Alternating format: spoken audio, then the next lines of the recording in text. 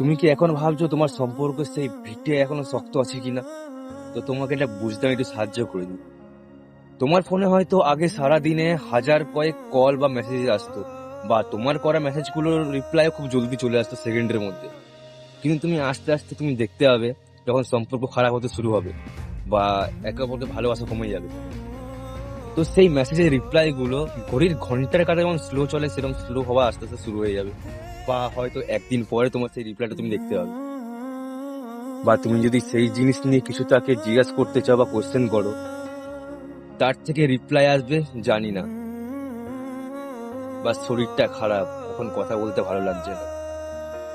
বা তার সেই অ্যান্সার যদি পেয়েও যাও, তার অ্যান্সারের মধ্যে তুমি একটু রাগ বোধ দেখতে পাবে বা একটু অহংকার বোধ দেখতে পাবে। তখনই তোমাকে বুঝে যেতে হবে সেই ভালোবাসার ভিটে আর শক্ত নেই এখন, আর সেই মজবুত নেই।